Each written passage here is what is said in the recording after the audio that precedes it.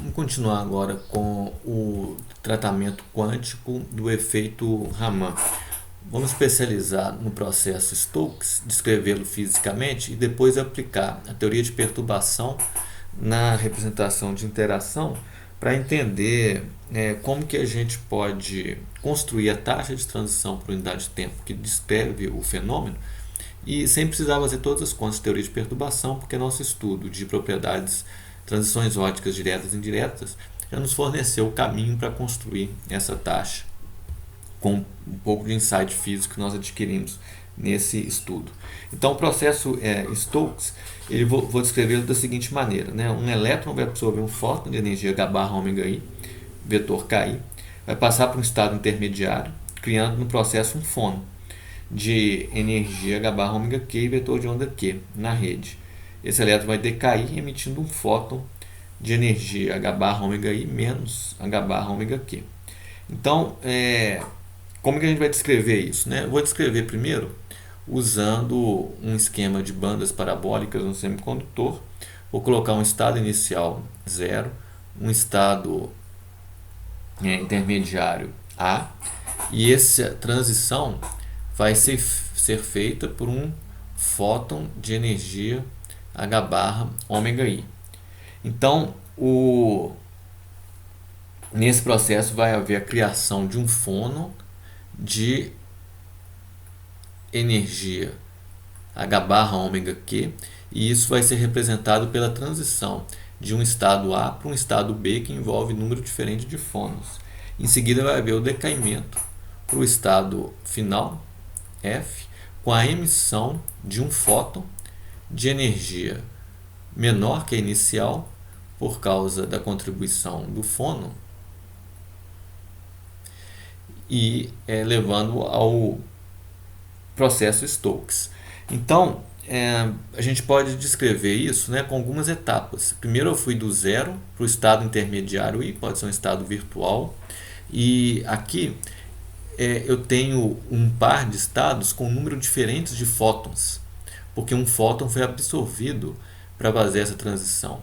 Então, o elemento de matriz entre esses dois estados vai ser diferente de zero se entre eles houver um hamiltoniano capaz de alterar o número de fótons. Isso é conseguido com o hamiltoniano de elétron-radiação.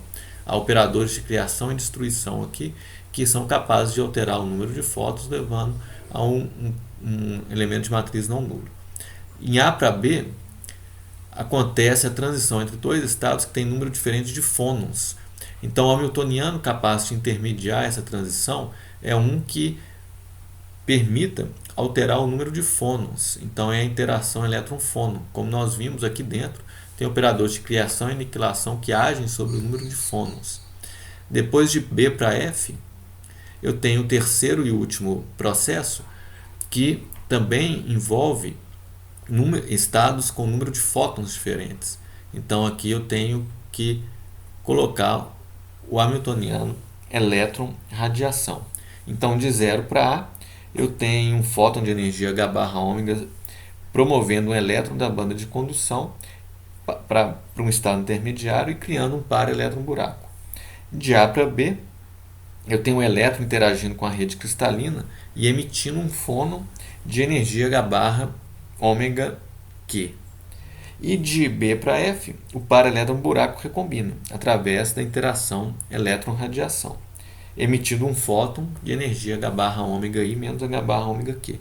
Agora aqui, só de olhar para isso, a gente é capaz de construir aquela taxa de transição, né? Então vai ser uma taxa, né, que vai ser a derivada no tempo da probabilidade da amplitude de probabilidade ao quadrado, né, que envolve o estado final, né, e o estado que está evoluindo no tempo via as várias perturbações. E isso então vai ser escrito usando o que a gente sabe de teoria de perturbação como proporcional a um somatório em dois índices A e B que vai envolver aqui todos os meus processos. Então eu vou colocar aqui ao quadrado e o processo eu vou construindo assim, eu vou colocando aqui, tem o numerador e o denominador. Vamos fazer o numerador primeiro.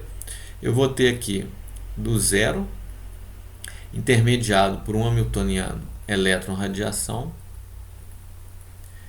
até o A.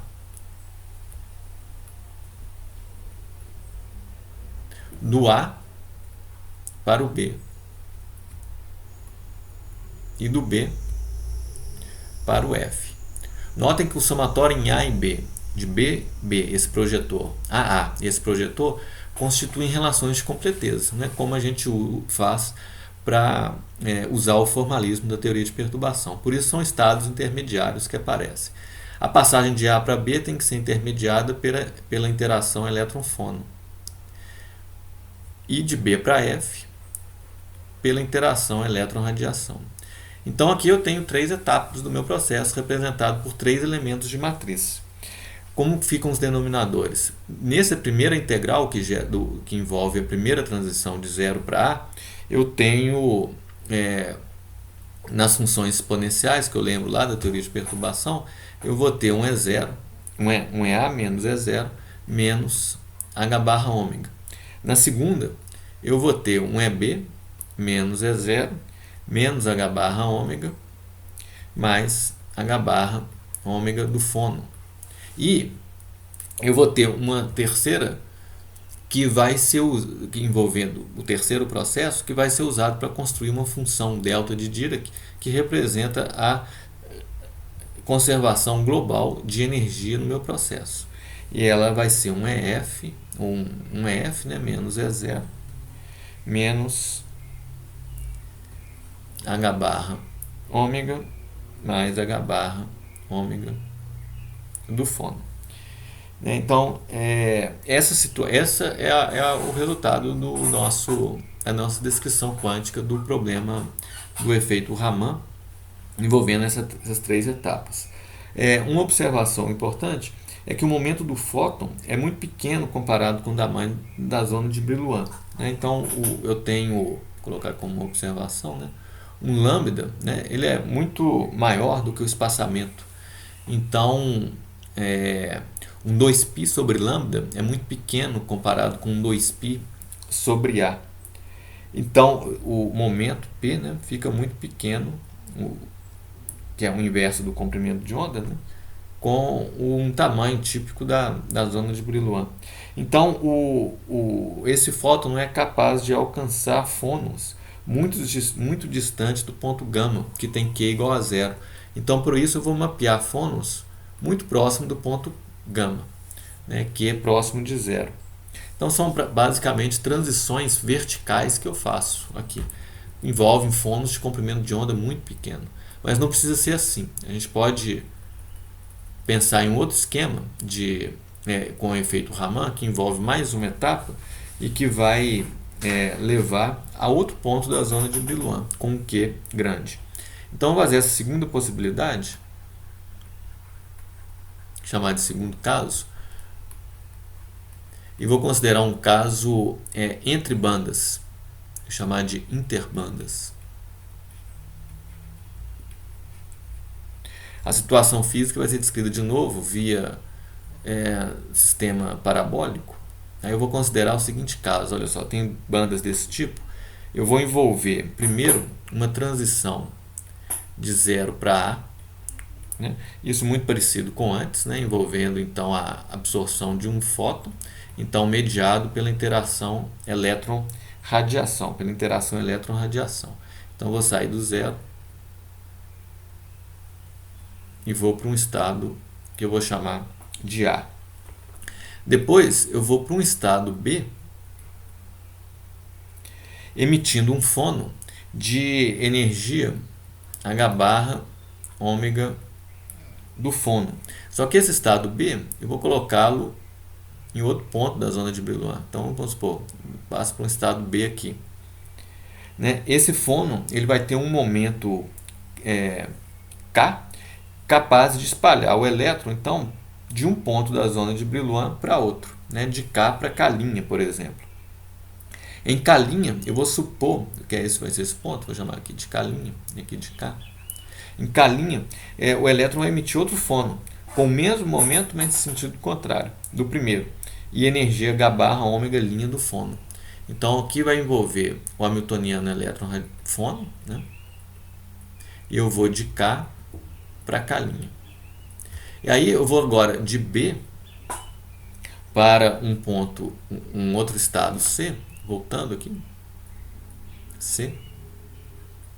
E nesse C eu tenho então a emissão de um fônon, ômega do fono linha, né, vai ser emitido, né, nesse processo, e uma energia que essa energia H barra ômega linha F, né, e vai ser um processo intermediado de novo pela interação elétron-fônon.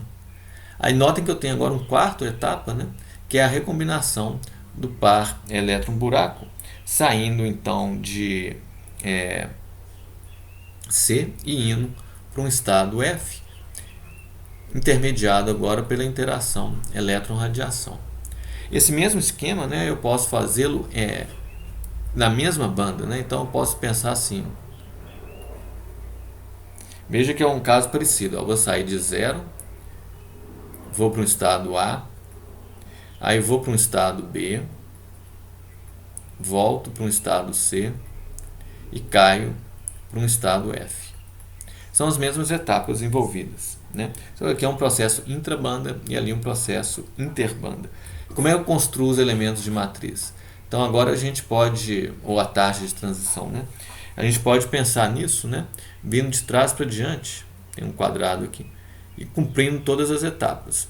Primeiro, elétron-radiação, chamar assim, indo para um estado A.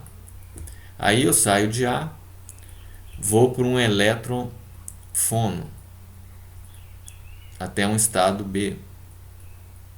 Aí eu vou de B para C, via elétron-fono de novo.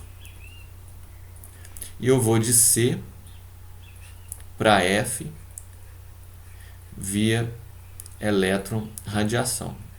E aqui eu fecho. Então, 4 etapas, 4 elementos de matriz, os 4 termos do hamiltoniano de perturbação pertinentes, capazes de levar a termos não nulos, estão aí. As energias como é que ficam? Na primeira integração, do primeiro elemento de matriz, eu vou ter um EA menos E0 menos H barra ômega. No segundo, eu vou ter um EB menos E0 menos H barra ômega mais H barra ômega do fono. No terceiro, eu vou ter um EC menos E0 menos H barra ômega mais H barra ômega do fono e outro H barra ômega do fono, só que agora linha. E o quarto, eu vou ter uma função delta que vai impor a conservação global de energia nesse processo, envolvendo então o estado, energia do estado inicial, energia do estado final, um fóton, energia de 2 fônons. Então essa é a construção